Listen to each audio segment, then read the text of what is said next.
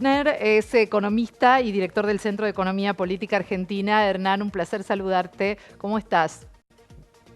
¿Qué tal? ¿Cómo están? Buenos días. Hola, Hernán. Buen día, Bueno, Hernán. fin del... ¿Cómo estamos? ¿Cómo Dale. estamos? ¿Cómo ¿Cómo estamos? ¿Cómo estamos? estamos? Con el fin del relato de la casta. A ver, Hernán, todo un tema esto, ¿no? ¿Quién paga el ajuste finalmente? Salieron las nuevas medidas y esto, ¿cómo es en lo concreto? No, acá hay dos cosas que me parece importante mencionar. La primera, a mí me parece muy bien que Milei avance en un achicamiento de lo que es la estructura del Estado, básicamente porque se lo prometió a su base electoral, así que me parece que está muy bien que lo recorra. Lo que en más de una oportunidad uno ha dicho es que el problema no era, digamos, que ese recorte no iba a significar un volumen significativo, representativo del recorte fiscal que mencionaba Milei. De los 5 puntos, bueno, nosotros hicimos un cálculo del anuncio del día martes del recorte de los ministerios, subsecretarías, y da un número que es básicamente insignificante, 0,001%. Podés agregarle gastos, gastos de funcionamiento, lo que quieras, pero en la práctica decíamos, bueno, y el otro 99% del recorte o del ajuste, ¿sobre quién recae? Bueno, nosotros hicimos un cálculo ayer y decíamos, mire, el, el 70% del recorte recae sobre trabajadores activos, pasivos y pymes. Es decir, si yo tomo, por ejemplo, la reversión del impuesto a las ganancias, buena parte de lo que tiene que ver con las transferencias a las provincias tienen que ver con salario de los docentes, por ejemplo. Está el FONID en esas transferencias. Yo creo que no se puede hacer porque es una ley, pero bueno, está dentro del paquete de recortes que pretenden hacer. Lo que tiene que ver con los subsidios de tarifas y transporte, lo que tiene que ver con obra pública, buena parte es empleo de los trabajadores, bueno, el recorte directo de los jubilados, y hay una parte además de las transferencias a las provincias que tienen que ver con las jubilaciones provinciales, y diría que el impacto, si se quiere, del aumento del impuesto país que le pega a todo el que importa, pero particularmente a la pyme industrial que se ve sensiblemente afectada. Bueno, tiene el 70% ahí, es decir, la amplia mayoría recae sobre el conjunto de la sociedad. Estas cosas que dijo Milei el domingo pasado, que decía, bueno, en realidad no va a recaer sobre el privado, va a recaer sobre el Estado. Era una especie de sutileza, diciendo, bueno, no va a ser, ya no habló de la casta o de la política,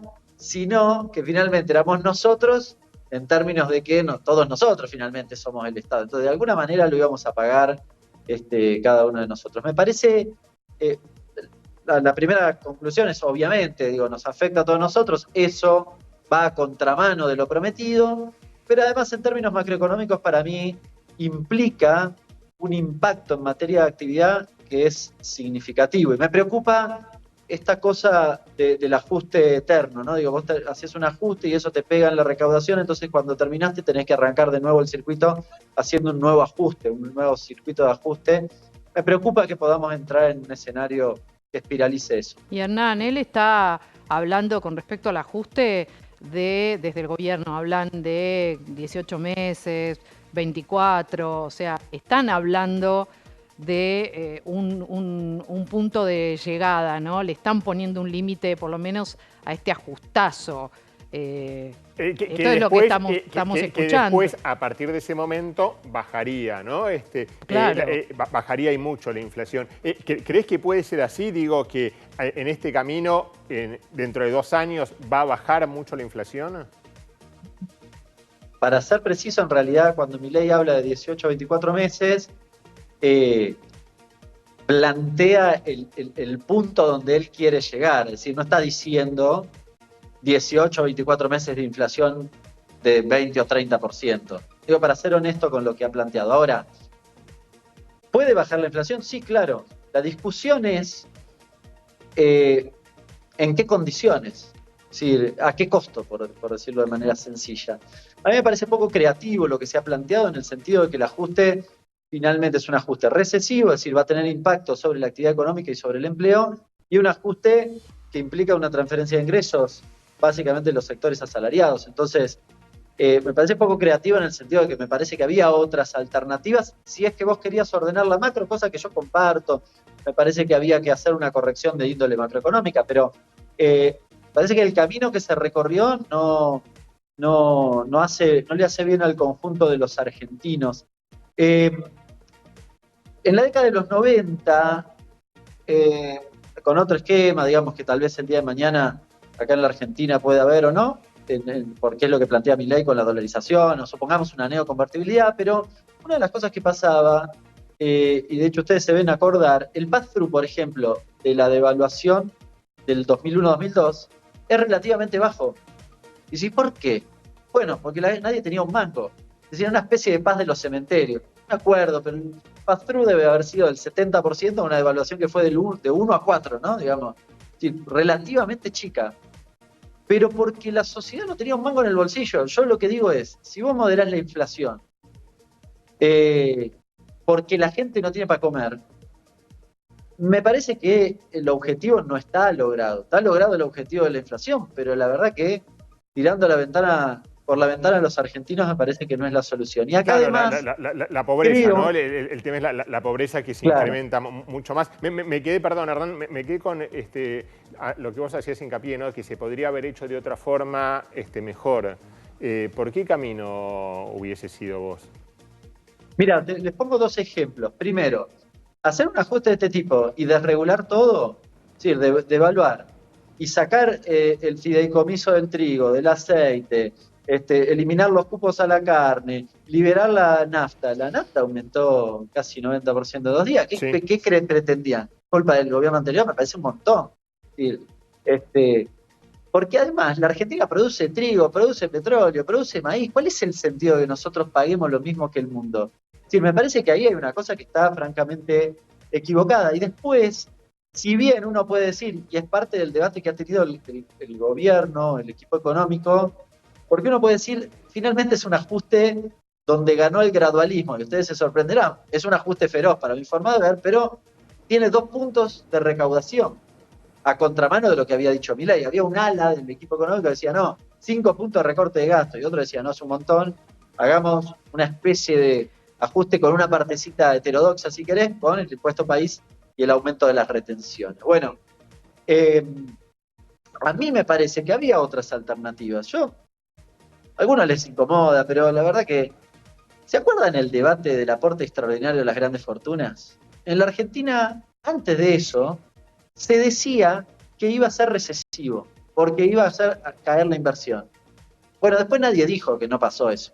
Nunca tuvo ningún efecto recesivo. Es decir, podías haber recorrido un camino donde redujeras el déficit fiscal sin que necesariamente caigas o hagas caer la actividad económica y aumentar el índice de precios de la manera sideral que está sucediendo en este momento. Por eso planteo que la creatividad fue bastante poca. Lo escuchaba Caputo, dice un ajuste ortodoxo tradicional clásico. Sí, es verdad, por eso, muy creativo no ha sido.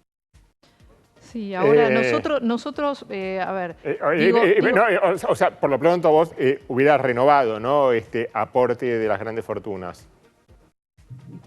A mí me parece que había que pensar un esquema donde los jubilados y los trabajadores no fueran la variable de ajuste. Sí, el aporte extraordinario hubiese sido una herramienta, yo lo dije, igual no es nuevo, digo, yo desde el momento en que se implementó, digamos, además de un aporte que si uno no lo analiza en la estructura impositiva tiene características progresivas, con lo cual me parecía mucho más razonable que vos redujeras el déficit de esa forma y no quisieras la transferencia inversa. 0,4 de los jubilados que le van a pagar a las cerealeras que exportan. Es un montón, ¿no? ¿Vos creés que a todas las capas sociales los toca y los afecta de la misma manera? No, a los sectores medios y medio bajos creo que les pega peor que a todos. En virtud de lo que sí. Es hipotético, ¿no? Todavía, pero el gobierno ¿qué dice? Dice, bueno, no, a los que están más abajo le vamos a dar algo. Entonces, considerando eso, supuestamente eso no les afectaría tanto, aunque es bastante relativo esto, porque creo que fue JP Morgan que trascendió un informe que salió estos días que habla de una inflación del 60% entre diciembre y enero. La actualización de la tarjeta alimentaria es del 50%, ya se quedó renga antes de arrancar. Claro. Y ni siquiera compensó lo que había pasado antes. Ahora, y la asignación universal por hijo te alcanza hasta el 15 de febrero, claro. supongamos. ¿Y qué va a pasar con el índice de la pobreza? Estamos en 50%, 40, estamos en casi, 50%, claro, casi, pero de acá a sí. 6 meses, por decir un tiempo, ¿a dónde va a ir ese índice? Porque hay Miren, mucho del no, medio que indefectiblemente va a aumentar. se va a caer. Va a quedar mucha gente, porque además, bueno, ustedes lo saben, el indicador de pobreza es pobreza por ingresos, ¿no? Entonces es muy susceptible de que cuando aumente la inflación, como es una raya, ¿no?, de gasto, sube esa raya y un montón de gente, sencillamente porque sus ingresos quedan debajo de la raya, son pobres automáticamente. Entonces es muy, muy volátil, si se quiere, o muy asociada a lo que pueda pasar en relación a los ingresos y los gastos. Con lo cual va a aumentar. Ahora, si vos me decís, miren, son 3 meses donde va a pasar eso, pero después vos vas a rápidamente recuperar, bueno, Claro, lo discutimos. sí, Yo no, lo que creo es que lo que pasó en Ecuador o en El Salvador con la dolarización fue que efectivamente, no estoy diciendo que necesariamente termines en ese lugar, pero supongamos que, porque ayer Caputo dijo, no descartamos la dolarización. Supongamos que hacemos eso. ¿Baja la inflación? Sí.